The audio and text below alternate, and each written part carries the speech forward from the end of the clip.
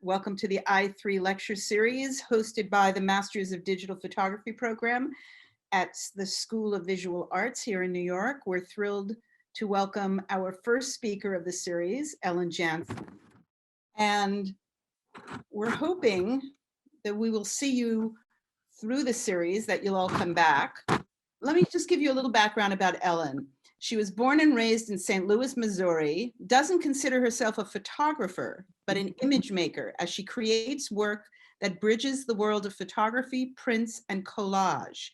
As digital cameras began producing excellent resolution, she found her perfect medium. It was a true confluence of technical advancements and creative desire that culminated in her current explorations in photo-inspired art, using both a camera to capture imagery and a computer to alter, combine, and manipulate the pieces. She describes her work best as photomontages. She's shown internationally, been published internationally, been awarded internationally, and we're thrilled to have her as our first speaker for this spring series. Ellen, take it away. Great, thank you. First, I want to thank Stella Kramer and SVA for asking me to speak. This is a great honor. And what I'd like to do, I have 3 series that I really want to delve into deeply, and a couple others that are sort of bridging series. And I thought I'd start off first my journey, how I got into photography. And it started back in 1990 when my husband and I moved from St. Louis area to Los Angeles so that I could go to FIDM, which is the Fashion Institute of Design and Merchandising. And I graduated from there in 1992. I got a job right away with Mattel Toy Company as a project designer, senior project designer for Barbie. So that, and you know, at that time, there were several hundred designers in-house and no one had computers yet. There was a computer lab in the back that was mostly used for technical purposes. So it was pre-internet and computer, you know, in the general public yet.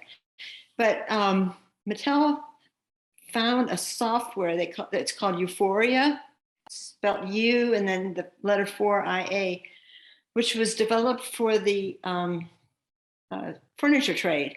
And what it was like a mock 3D system. It allowed people in the furniture industry to have, for instance, a couch that's all white, and they could, with texture mapping, they could apply different fabrics and colors and so forth, and it saved a lot of time. And so Mattel thought that would be a good thing for them because, especially in the doll world, you could create a prototype with a white outfit, and you could show the management a lot of different choices.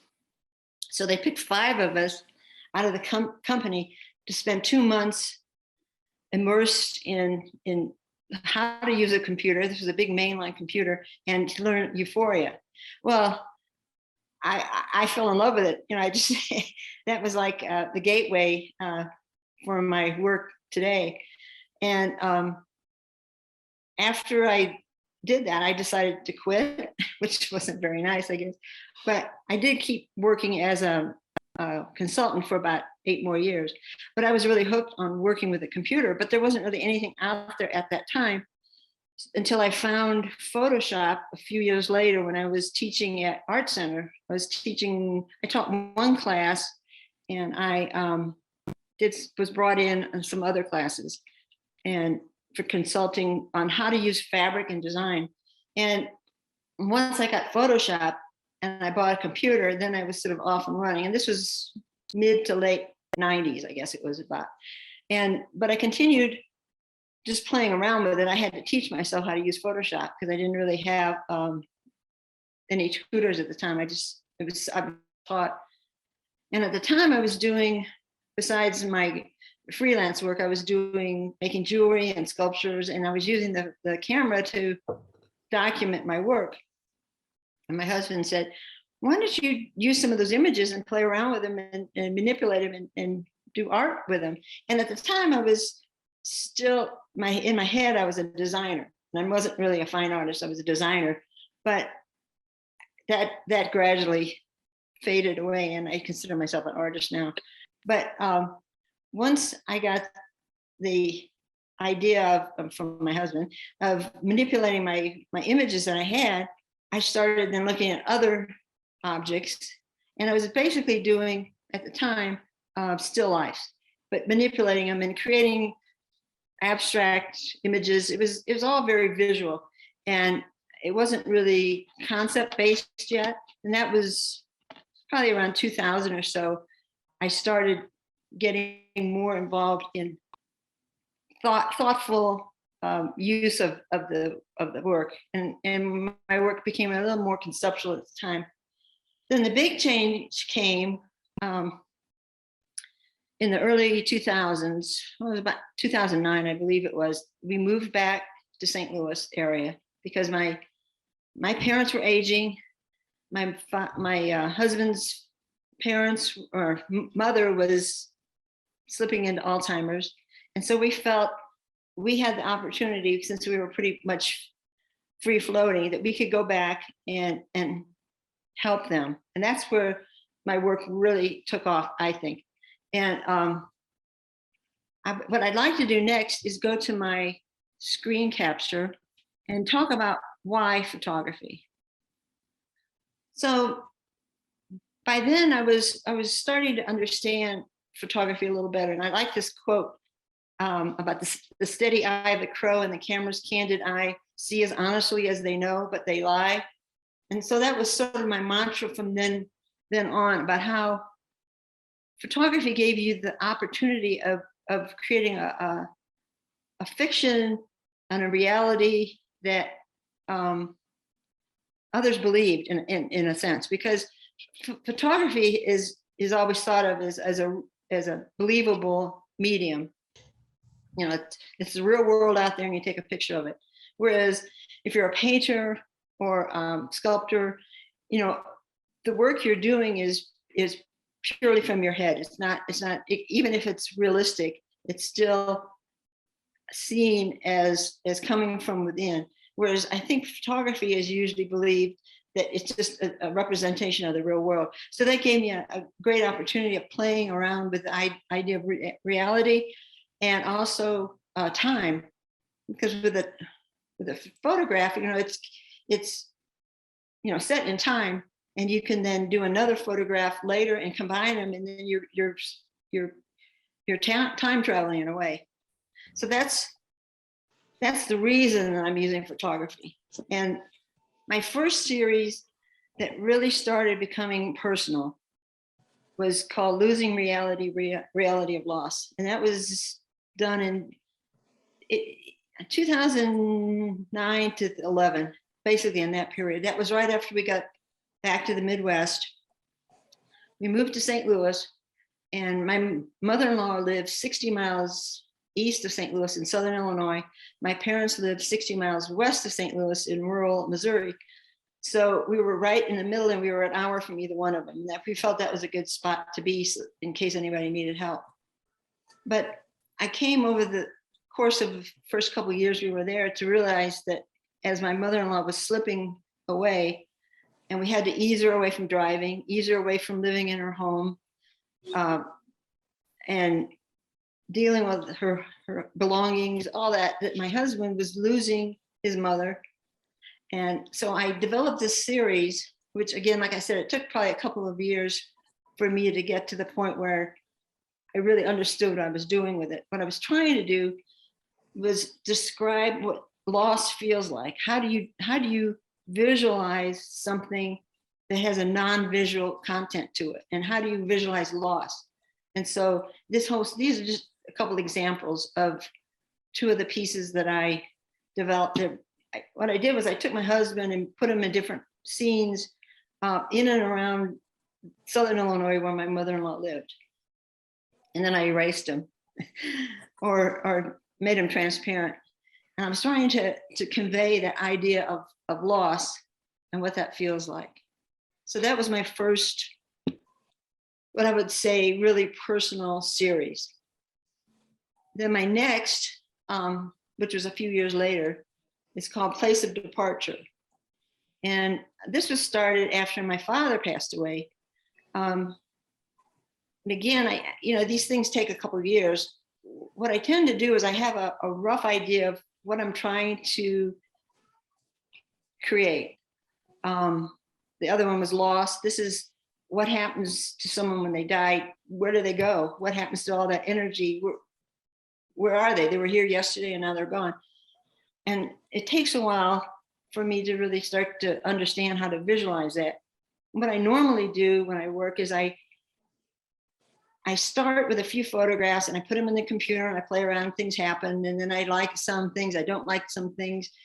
If I like the direction, then I go back out with intent with my camera and really focus on capturing images that are going to fortify my concept more deeply. And I started seeing this shaft that, and I say it's connecting the terrestrial with the celestial.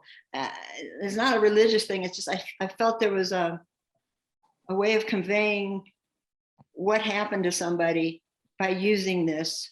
And this one here, Conquering the Pull of Gravity, was actually my first piece in that series.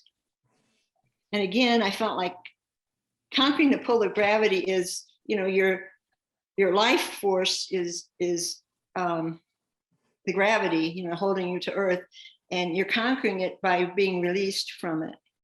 So that was my first piece in that series.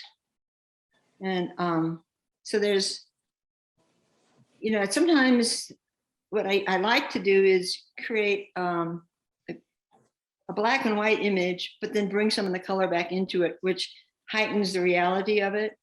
Again, I'm trying to convey loss. And then in the middle of this series, my mother also passed. So I was then an orphan. And I have no brothers and sisters. So I did feel rather loose, set free, ungrounded. And this work was a real good way of me dealing with that. And this actually was while my father was dying in the hospital, this was the Missouri River. And he was in a hospital in Washington, Missouri. And we would go here and walk. There was a nice little bench there. So that was kind of meaningful there. This is the path we walked on. And the titles, the way I work, again, is this image, for instance, I might have created 10 versions of it, not titled it, just created them. And then I did a lot of editing and I start deciding, okay, I like this, I don't like that.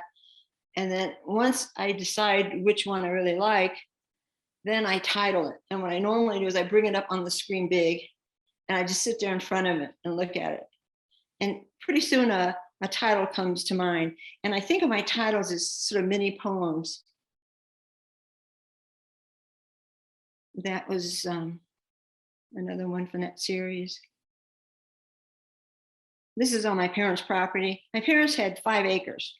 And you'll see later on, I did a lot of shooting during the 6 years we were there on their property, different vistas and different seasons and different years. So that gave me the opportunity of playing, you'll see later, playing with that concept. That was a tree that they had. It was a corkscrew willow and it was starting to die. And you can see how it was sort of dying back. And I thought that was a good metaphor. And then that's the tree in spring, starting to come back a little bit.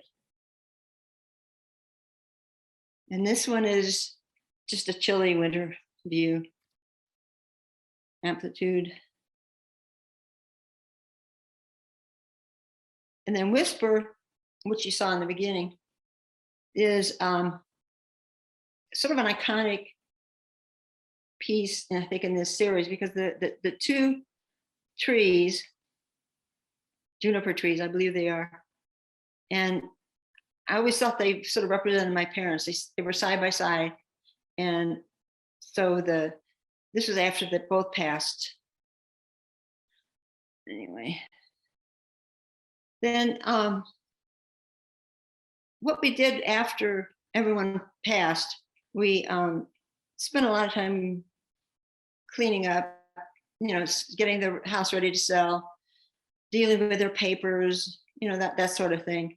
And once we left, we put everything in storage in the St. Louis area, big storage, well, actually 2 storage containers, a lot of their stuff and a lot of our stuff, and decided to head west again.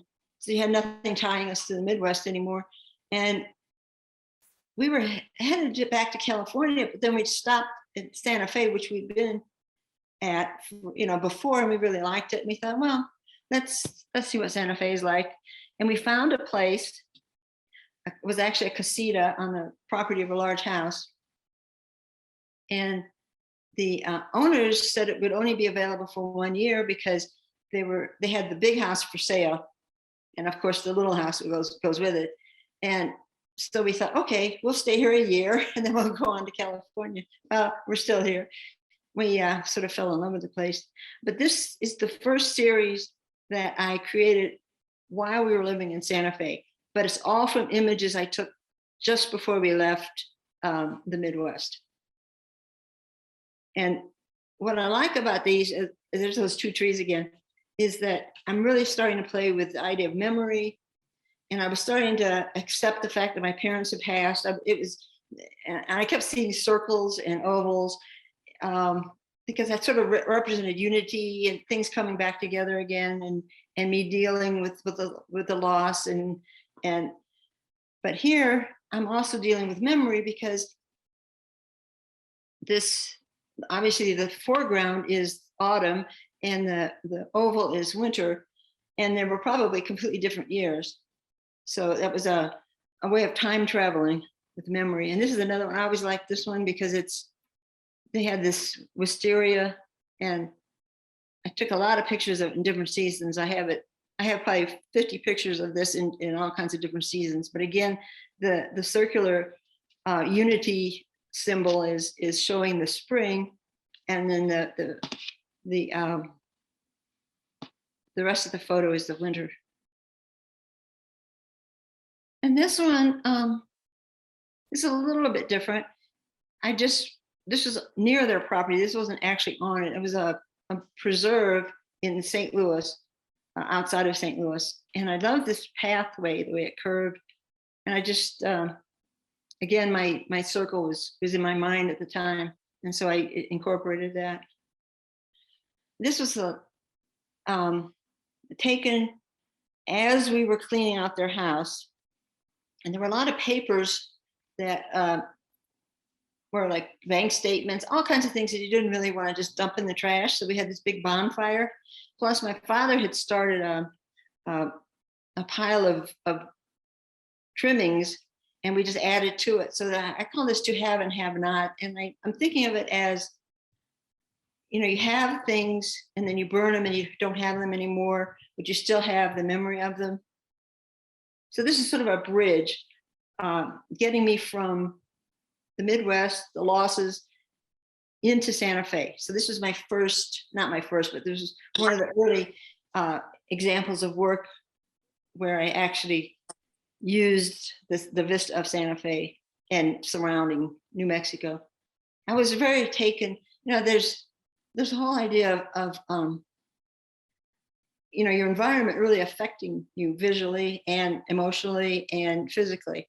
And so I started, the shift from the Midwest with the 4 seasons to New Mexico, which still has 4 seasons, but you don't really get so much of the color unless you're up in the mountains like you do in the fall in the Midwest.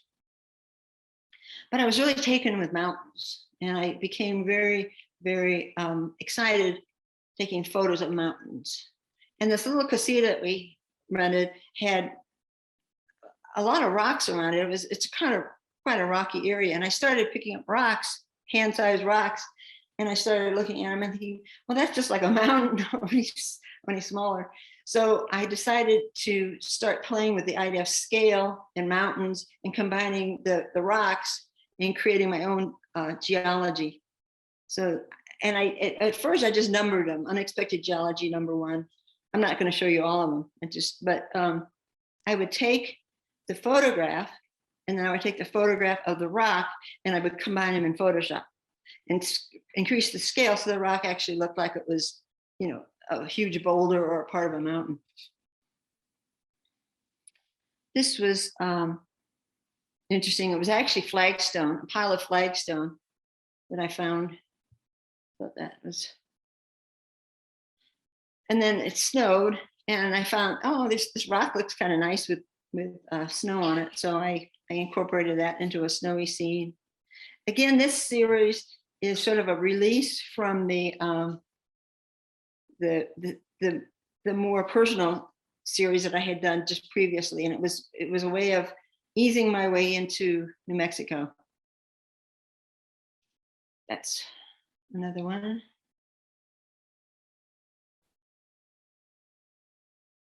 You see they're numbered until the end.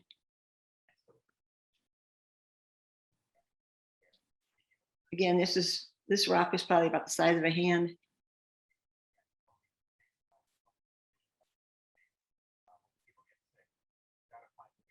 So I am creating my own geology.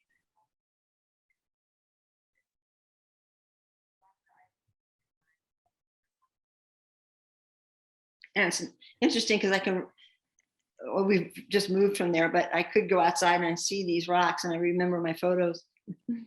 So this is the only one that I actually titled, and I called it Equilibrium. Sort of a play on the concept of equilibrium.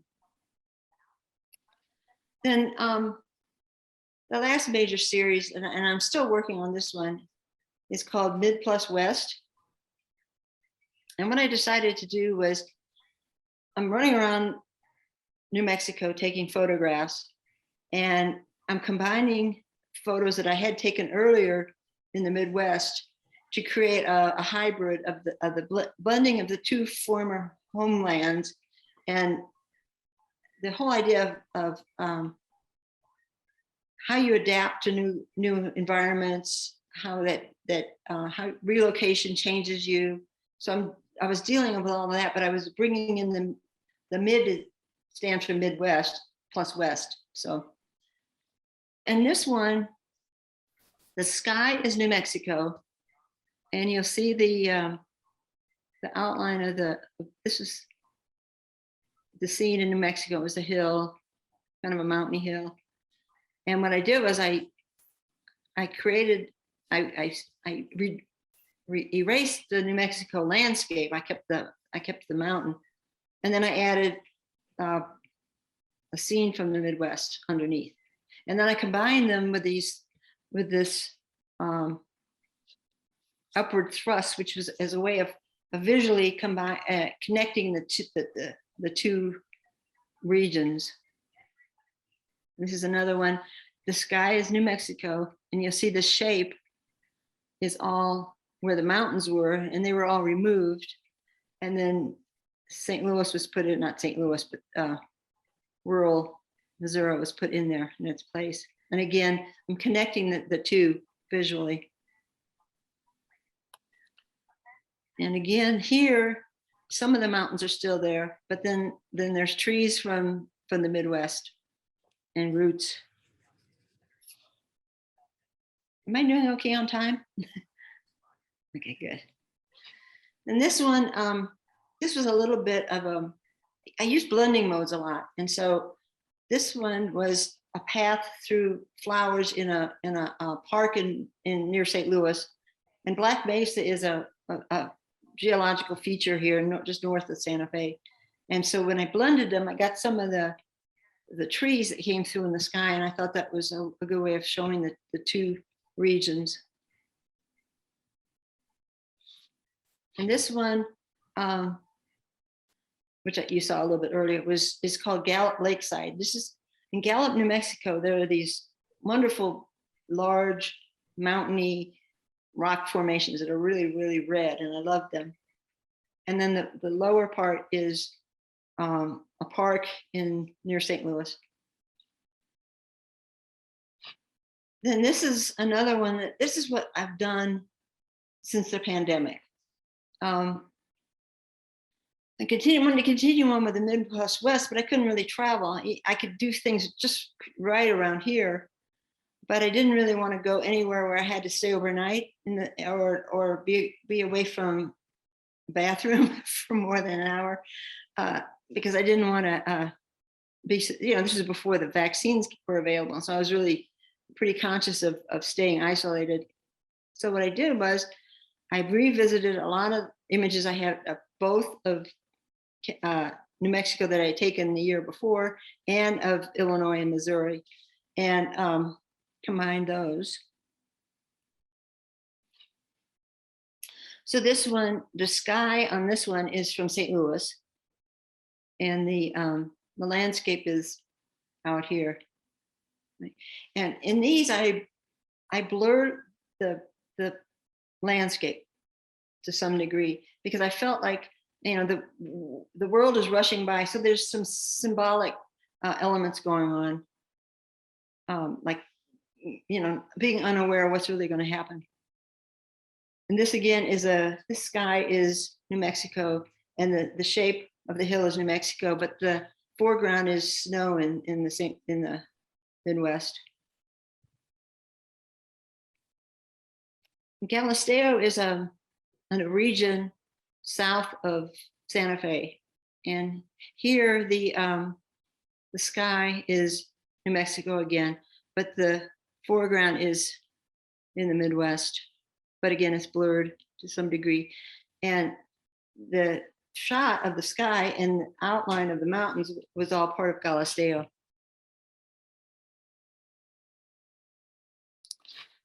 And this one, the sky is New Mexico.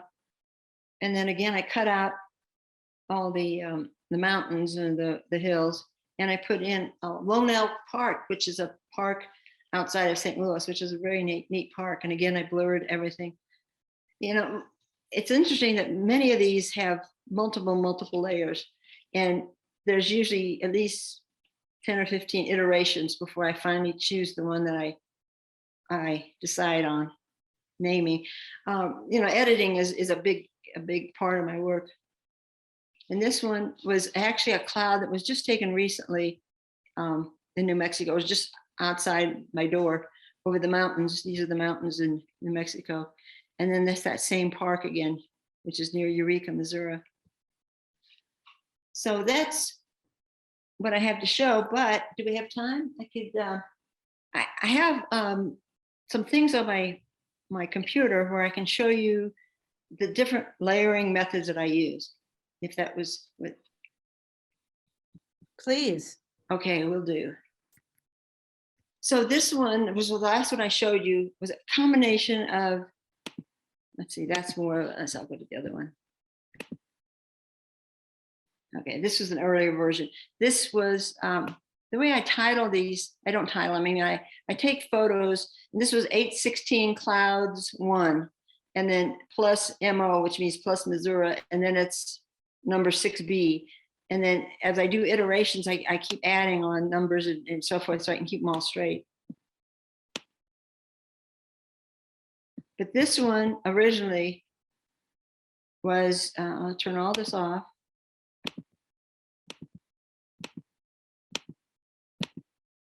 Okay.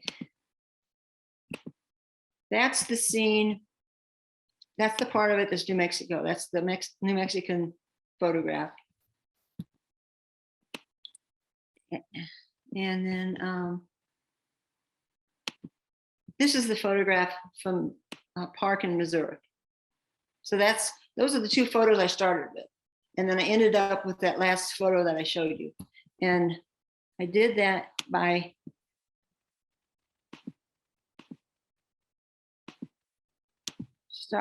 starting to work on things. And then I start trying things. And you see different layers forming. So that one I wasn't really quite satisfied with. So I went on to this one, which that's the end product. But again, let's turn all this off. You can see I took that one layer from the other image, added that, changed the color, did some more blurring, added the mountains back in. And then that's how I created that image. Then I also thought you might like to see how I title things. Get this up. Can you see this? Is this still being shared? It's a list of, Yes. Yes. okay, good. Okay. So Mystify was this picture from the beginning. Remember that one from the very beginning, from Losing Reality, Reality of Loss? And in order to get to that picture, I created all these different pieces here, this whole list. And it started off like that, my husband, and then I just started playing with it. And each one of these has a lot of different layers.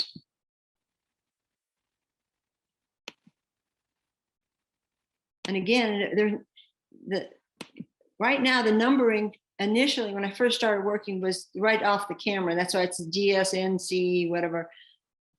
And now in the last few years, I've started actually putting the date. I do in Bridge, I do a batch rename, and I rename all the pieces from the computer with the date and some identifying if it was, we were in Taos or something on the 1st of January, 2012, whatever. And so that when you go to do a search, it's a lot easier to find what you're looking for. So here I'm starting to get more ghost-like with him.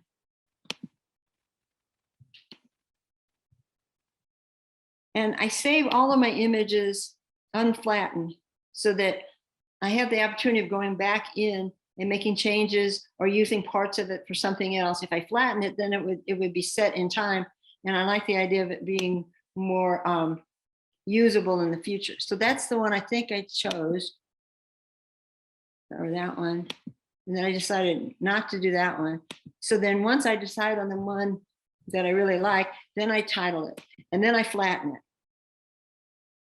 So I have one version flattened and one version unflattened. So this one and this one are the same. This one's not flattened and this one's flattened. So, anybody have any questions? Actually, we do have some questions. Okay, good. Okay, the first question is from Jane, I believe, if I'm not mistaken. And she says, "Hi, Ellen, I really like the different dimensions you create in a picture.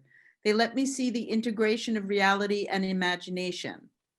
I noticed that some of them have added fuzzy processing in different dimensions while others are clear. What does this mean in particular?"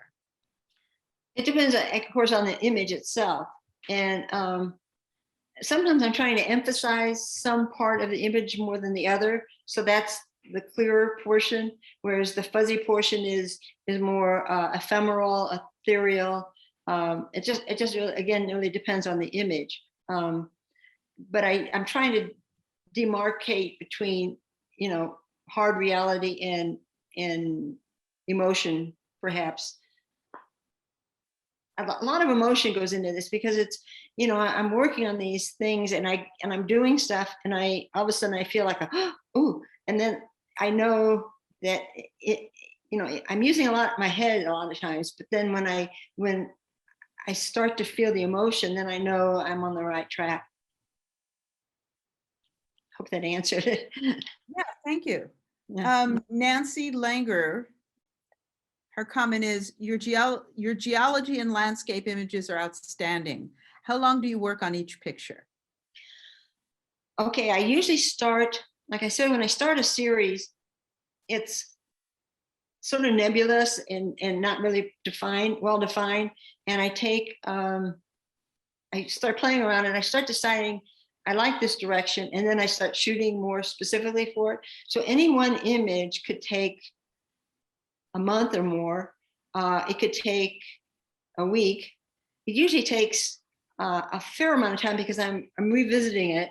And again, like I showed you on Mystify, there were like 20 different versions of it first. And so each one of those takes time. And then I I walk away from them for a while and I do other things and I come back, because then with fresh eyes, I can see which is more meaningful and which isn't. So it's not really physically, it's taking me a month to do this one image. It's that I spend a month on it, but intermittently. Okay. Shari Good Friend, her comment, Ellen, your work is very inspiring, both because of the emotional content and the consistent style that you have. Did it take you a long time to find that look that is so specific to your work? Where did you get feedback from when you were first starting out? Did you go to portfolio reviews, workshops, etc.?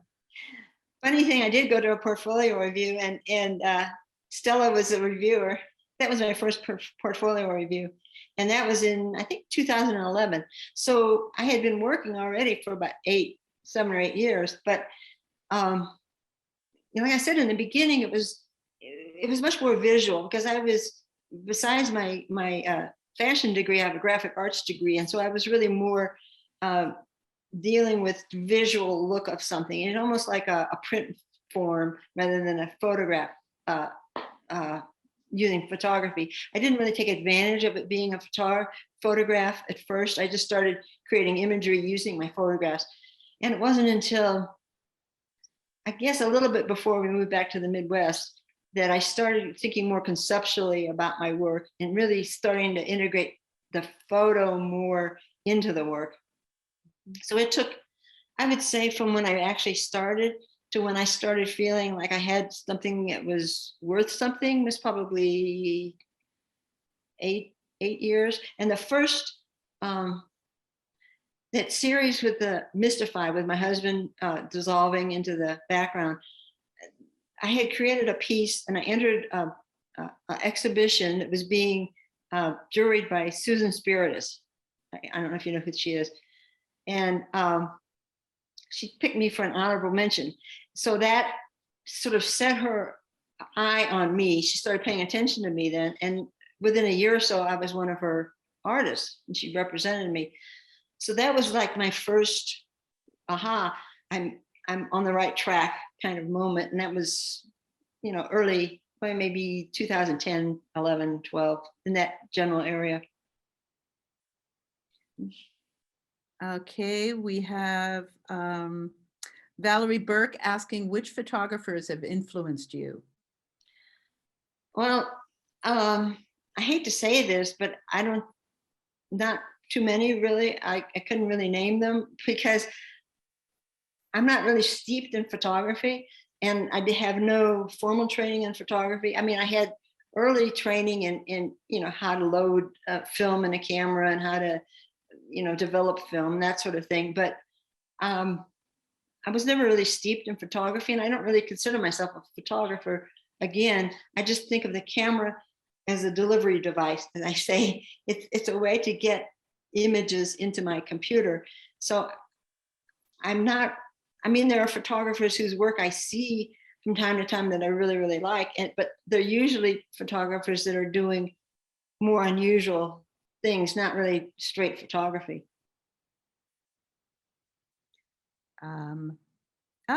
Yes, Tom would like to ask a question. Are you making prints of your work? If you are, can you describe this part of your practice? Yes. Initially, I was just printing, I had a 12 by 19 printer. I was printing pretty small. And then once I got hooked up with Susan Spiritus, she really helped guide me on the idea of editions. Up to then it was, one of a kind or 5 of a kind and nothing really specific. And she guided me on sizing and editioning. And so all my images since then have started off in the 24 by 36 range for the first size, which is edition of 10. Then the next size goes up from 24 to 30 by, depends on the scale of it, but 54, somewhere in there. And that's edition of 5. And then the biggest is 36 by, I forgot, I can't remember the dimensions, but it's proportional. So the lowest number it is always fixed. It's 24, 30, 36. The other number is based on the proportions of the image, and that's addition of 3. So she really guided me in that way, and I have had, I usually, obviously, I don't have a printer that big, so I have printers. I was working with a printer here and doing C prints originally, and I just discovered, I guess just about 4 years ago, I discovered dye sublimation prints, because I was contacted by an interior design firm in Atlanta who was buying artwork for the Dubai Opera House, and they wanted 8 of my images big. I mean, like, 3 by 4 or 5. And they said they had to have them. They didn't want to put glazing over them because there was too much reflection, and they didn't want a surface that could be marred easily. And they suggested the dye sublimation, which that's one of them up there. I don't know if you see it, that one of the big black and white ones. That was one of the ones for the Dubai Opera House.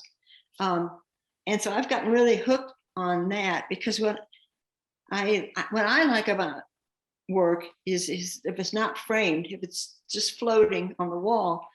And so this allows you to have an image that's just floating without any framing and no need for glazing. And if you need to clean them, you can just use Windex. That makes it much easier. Yeah. Joe Feldman wants to make a comment. He says, "Hi, Ellen. I've seen your work for a while, but never knew the personal events behind your pieces. Thank you for bravely sharing that. Your images are hauntingly beautiful." Thank you, Joe. Joe's a dear friend. I met him at Mattel. We were cubicle to cubicle at Mattel.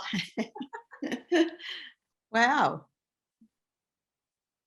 So one of the things that I had mentioned to Ellen before we began this was how she had just gotten several images appear on the cover and inside of Harvard Business magazine.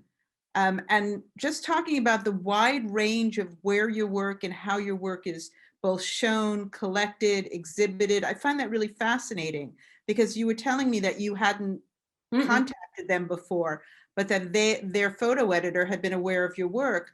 And so I wanted you to talk a little about sort of the rise of people becoming aware of your work, so that you do get these out of the blue sort of contacts. Well, what I first started really emphasizing was entering competitions where the juror had a fairly high profile, because I felt if I could capture the attention of the juror, whether it was a gallery owner or an editor or something, some high profile person, then maybe I could somehow, parlay that into some future association. So I entered initially a lot of shows. And I've only been to one photo review, and that was the one with Stella, because I don't know why I haven't been to more, especially here. There's quite a few photo reviews here, but I started doing that, and I started submitting work to magazines, photography magazines. It was a slow process, but once something sort of starts to get attention, that other people want to do it also. Now, the Dubai Opera House was the crowning glory. It's like I have no idea how these people found out about me. They're a firm in Atlanta. I don't know how they saw my work. I guess I tried to talk to them about it, but I didn't get a sufficient answer. But that sort of set me on the path of looking at design firms. So I'm in a lot of hotels. I just had just something that was just installed at the Marriott, I believe it was the Marriott or something else in San Antonio, a big triptych of my work. I was contacted by the Four Seasons Hotel in, not Dubai, I forgot where, but somewhere in the Mideast, right before the COVID, because they wanted me to do a huge piece, a specific piece for them, because they were rehabbing the hotel, and it was under development, and I had pricing, and it was all was all worked out, and then the COVID hit, and they pulled out of their rehab for the time being. I don't know if that'll ever come back. Riyadh, that was the hotel in Four Seasons in Riyadh. So, I never know. In the morning when I turn on my email, there might be something there. So I just never know. But I am actively, as you start dealing with people and you start becoming known in certain sectors, then you can send them things as you're developing new work, just to remind them you're still out there. Mm-hmm. Another thing that I wanted to ask you about is, it seems to me that that your work comes from a real concept, and that writing has some influence into what you're doing, whether it's a quote from somewhere or whether you're describing the work or where it came from with you. Talk to me a little about how writing has is a part of your work. Yeah, I when I was in LA, I took some writing courses, and it was journaling and poetry, and I did that for quite a few years, and I wasn't particularly good at it, but what it did was it made me understand the power of words. And like I said, when I create something and I finally, okay, this is the one out of the 20 I just did, this is the one I want to title, flatten it and title it. I do sit back, on my big computer, I sit back and I can just kind of look at it. And pretty soon words start coming to me. And I think I don't want to get too specific with my titles. I don't want to say, blue ball on beach. And I don't want to guide the viewer too specifically, because I want them to bring themselves to it, and it has more meaning to them if it feels like they're involved in it visually. If I get too specific, then it sort of locks it into a specific title. So I like to keep it more loose. Mm-hmm. But sometimes enigmatic. But it seems that writing has helped you sort of expand the concept in your own head. Right. Well, like I said, I have a rough idea of a direction I want to work in, a series I want to develop, and I start playing around on the computer, and I find a direction, or something speaks to me. I go out and I shoot for that. And at some point in the middle of all that, I write the statement for that collection or that series. And the statement then really helps me go back out and keep photographing, because it guides me. So it's like the image guides the statement, and then the statement guides the image afterwards. Mm-hmm. Mm-hmm. All of you should be listening to this, because you will be writing statements. We will be talking when we meet in June. We will be talking about the importance of writing. Yeah, and not just after the fact, mm-hmm. not just after the fact, but in the process, because that really helps guide you. Mm-hmm. Mm-hmm. Yep. Well, okay. I would like to thank Ellen for sharing her work with us, sharing her process with us. Really, really enjoyable and really fascinating. Thank you. Thank you. As she said, I think we met 10 years ago or so when I first saw her work. Yeah. And I have watched it develop, actually pretty much on Facebook, and every now and again checking out her website. But I think what's important is that what I love is the way work develops.